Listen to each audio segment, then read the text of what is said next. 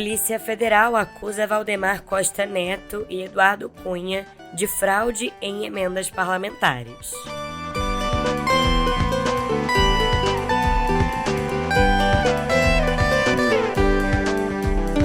OpenAI lança ChatGPT Work e reúne agente, Codex e navegador em um único aplicativo.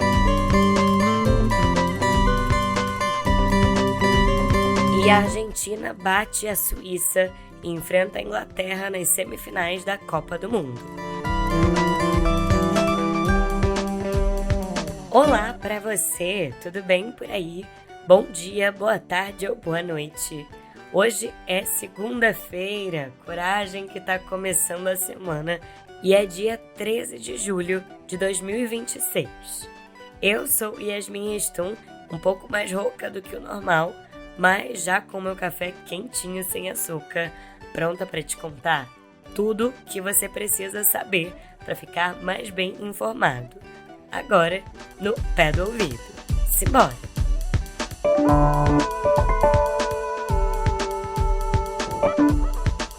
Abrindo a editoria de política, eu te conto que a Polícia Federal começou a desbaratar um esquema de fraudes envolvendo emendas parlamentares e ex-deputados federais sem assento no Congresso Nacional, que determinavam o destino dos recursos públicos de acordo com seus próprios interesses pessoais. Olha, neste final de semana, vieram à tona casos envolvendo duas raposas da política que, mesmo sem mandato, coordenaram um envio de dezenas de milhões de reais a bases eleitorais. De acordo com a Polícia Federal, Valdemar Costa Neto, que é presidente do PL, teria encaminhado cerca de 120 milhões de reais para diferentes municípios brasileiros por meio de emendas de deputados federais que seguiam as suas ordens. Segundo a apuração, a maior parte desses recursos já foi liberado. Outro que se utilizava do mesmo expediente era o ex-presidente da Câmara, o candidato a deputado federal por Minas Gerais, Eduardo Cunha, do Republicanos de Minas Gerais, que teria enviado 6 milhões de reais para municípios mineiros. O ministro Flávio Dino, do Supremo Tribunal Federal, determinou o bloqueio dos bens e dos 2 apartamentos no mesmo valor das emendas desviadas. E ainda falando de Polícia Federal, a instituição informou ao Supremo ter identificado indícios de que a presidência da Câmara dos Deputados tinha conhecimento e deu aval ao direcionamento de emendas parlamentares piratas utilizadas por Cunha e Valdemar. Os investigadores apontam que a assessora da presidência da casa, a Mariângela Fialec, conhecida como Tuca, era responsável por operacionalizar as indicações e informaram que ela atuava com o pleno aval da cúpula da Câmara. No relatório, a corporação afirma que as evidências relatam um altíssimo grau de promiscuidade na gestão das emendas e conclui que Cunha exercia influência política comparável à de um parlamentar em exercício.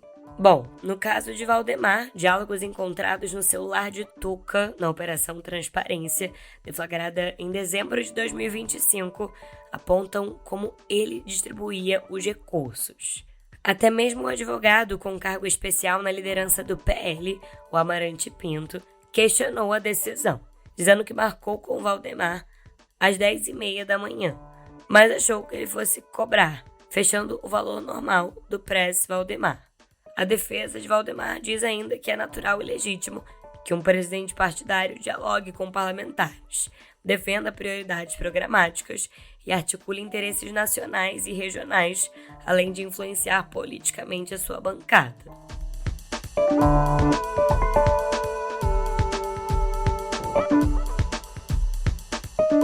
E um levantamento do jornal O Globo revelou que dos 119 milhões de reais em emendas, que segundo a PF foram indicadas por Valdemar Costa Neto, 97 milhões de reais foram enviados na semana anterior ao limite para envio de recursos federais antes das eleições municipais de 2024. Isso na tentativa de fortalecer candidatos do PL apoiados pelo partido no pleito. Já o presidente da Câmara dos Deputados, Hugo Mota, do Republicanos da Paraíba, criticou a decisão de Flávio Dino, que bloqueou 119 milhões de reais em bens do presidente do PL. Valdemar Costa Neto classificou a medida como uma indevida intervenção judicial. E numa nota divulgada no sábado, Hugo Mota afirmou que essa decisão não aponta um desvio ou uma aplicação irregular de recursos públicos e acusou o Supremo de tentar criminalizar a atividade política. Segundo o presidente da Câmara, a destinação das emendas parlamentares ocorreu em conformidade com as vagas vigentes e com os acordos firmados entre os poderes. Hugo Mota também saiu em defesa dos servidores da Câmara e afirmou que a atuação das equipes parlamentares na operacionalização de emendas se dá de forma legal. Bom, Eduardo Cunha, por sua vez, negou ter cometido irregularidades no direcionamento de emendas parlamentares. Numa nota divulgada pela sua defesa, Cunha afirmou que não foi intimado nem ouvido antes da decisão que determinou o bloqueio dos seus bens e contestou as conclusões da investigação. Segundo os advogados falaram ao Poder 360, o ex-deputado não exerce mandato parlamentar desde 2016 e, por isso, não é mencionado. A defesa sustenta que todas as indicações foram oficialmente realizadas por parlamentares.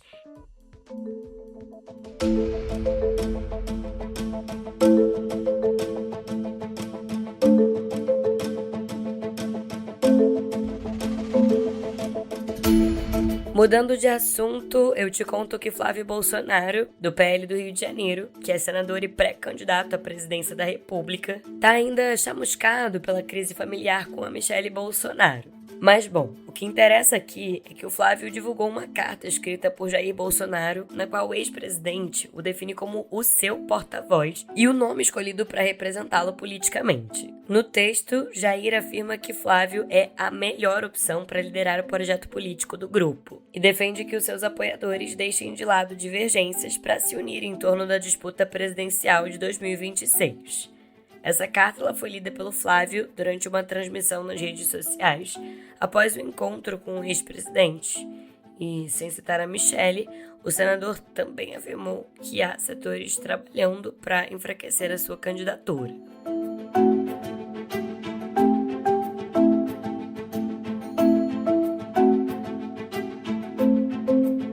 No cenário internacional, eu te conto que os Estados Unidos voltaram a bombardear alvos iranianos nas primeiras horas desta segunda-feira, ampliando a escalada militar entre os dois países e aprofundando o desgaste do cessar-fogo firmado no mês passado.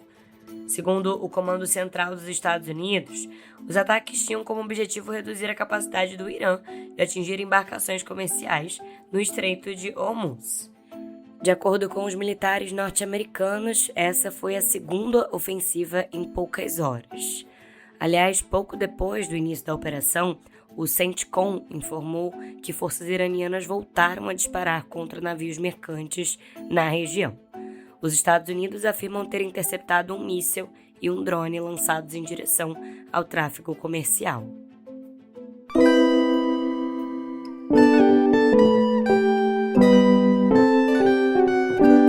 Abrindo a editoria de Viver e já falando de Copa do Mundo, eu te conto que França e Espanha de um lado, enquanto a Argentina e Inglaterra de outro estão nas semifinais da Copa do Mundo, que foram decididas no sábado, quando a Inglaterra venceu a Noruega por 2-1 em uma partida que foi à prorrogação e ainda contou com uma polêmica no primeiro gol da Inglaterra, já que os noruegueses reclamaram de um possível toque da bola em um dos cabos de aço da câmera aérea. E para variar com a emoção, a Argentina também venceu a Suíça apenas no segundo tempo da prorrogação, após empatarem 1-1 no tempo regulamentar. O placar de 3-1 também ficou marcado por uma expulsão infantil do suíço Embolo, que já tinha cartão amarelo e simulou uma falta no meio do campo.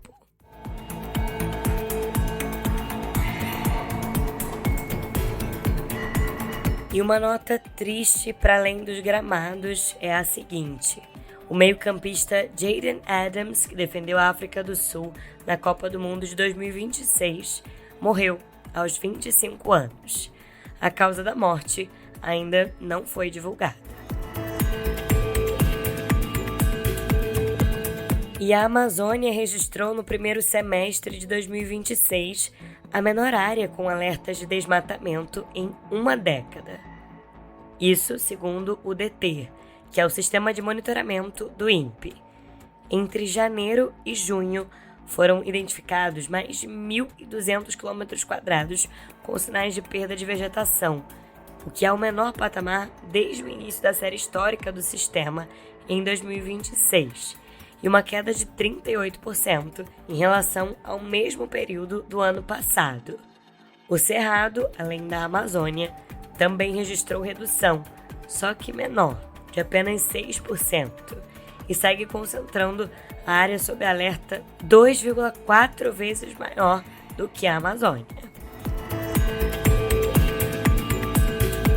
E a Unesco advertiu que 113 países, que abrigam mais de 6 bilhões de pessoas no total, gastam mais com o serviço da dívida pública do que com a educação. Esse alerta ele veio na Cúpula Global de Paris, onde a organização, a Unesco, pediu que os governos e instituições financeiras ampliem programas de troca de dívida por investimento educacional. Nos países de baixa renda, os pagamentos da dívida são quase 4 vezes maiores do que os gastos com educação. Além disso, a ajuda internacional ao setor caiu 8% em 2024 e pode recuar até 30% até 2027, com déficit anual de 97 bilhões de dólares nos países mais pobres.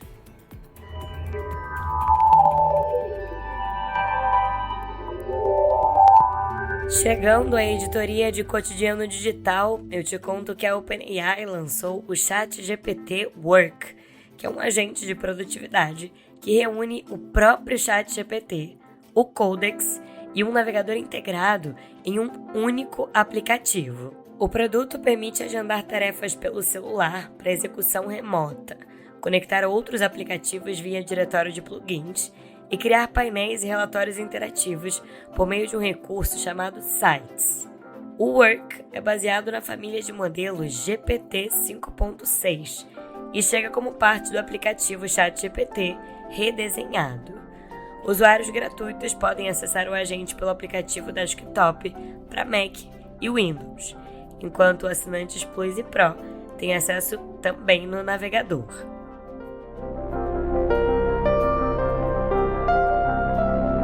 No entanto, nem só de inovações vive a OpenAI. A Apple processou a empresa por suposto roubo de segredos comerciais, alegando que o laboratório de IA se apropriou de propriedade intelectual da fabricante do iPhone para desenvolver o seu próprio hardware. Esse processo ele aponta que Tang Tan, que é o chefe de hardware da OpenAI e ex-vice-presidente da Apple, orientou candidatos a vagas que ainda trabalhavam na empresa a levar peças reais da Apple para entrevistas. A Apple também acusa a OpenAI de instruir funcionários em processo de desligamento sobre como burlar os seus sistemas de segurança.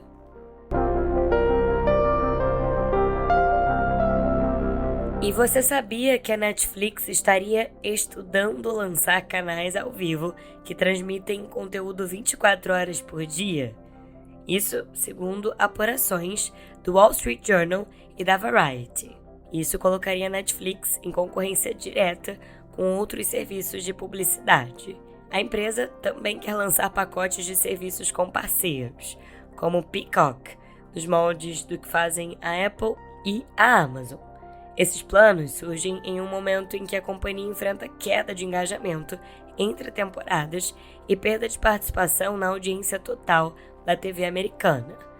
A gigante do streaming também está em negociações para comprar o Letterboxd, plataforma de críticas para fãs de cinema.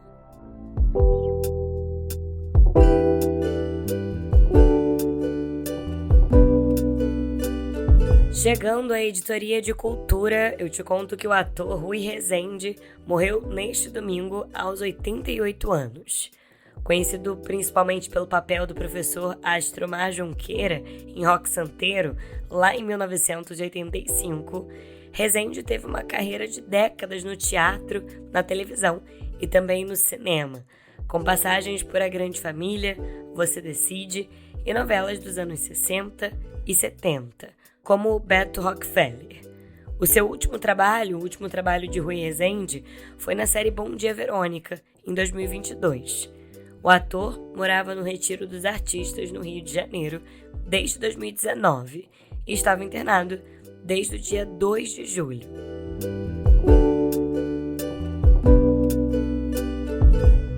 Quem também faleceu foi Pipino Di Capri, um cantor italiano que escreveu Champagne antes de Roberto Carlos transformar a música em um dos seus maiores sucessos.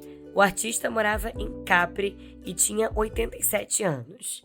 Foram 60 de carreira, mais de 500 músicas gravadas, isso além do fato de ter dividido em 65 o palco com os Beatles.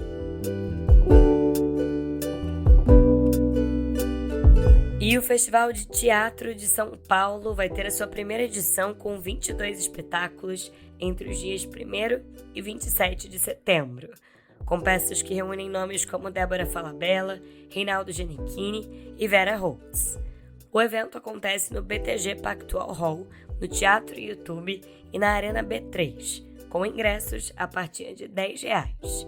A programação do Festival de Teatro de São Paulo vai trazer atrações que se destacaram no último ano, como Prima Facie com Débora Falabella, vencedora do Prêmio Shell 2025, e um ensaio sobre a cegueira do grupo Galpão, que é uma adaptação do José Saramago, que levou ao Prêmio Shell de Melhor Direção.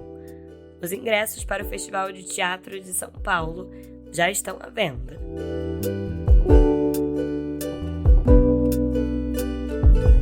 E as atrizes Elle Fanning e Julianne Moore vão estrelar Moonsong, que é o novo filme de Rebecca Miller sobre a autora de livros infantis Margaret Wise Brown, conhecida por clássicos como Boa Noite Lua e O Coelho Fugitivo. O renomado Martin Scorsese será o produtor executivo, com filmagens previstas para começar no final de março de 2027. Miller também assina o roteiro, baseado em um livro de Leonard S. Marcus.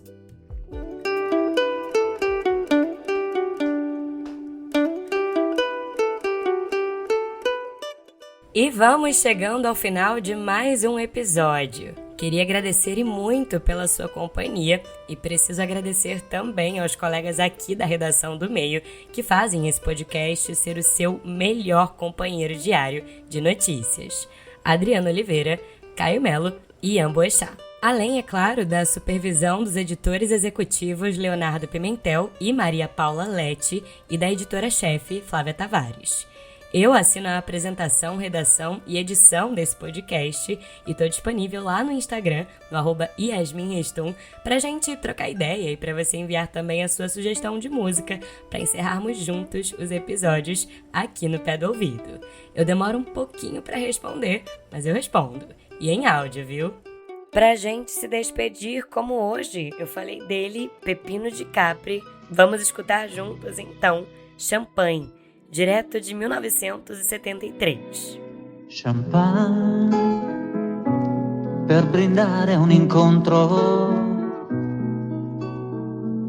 con te che già eri di un altro.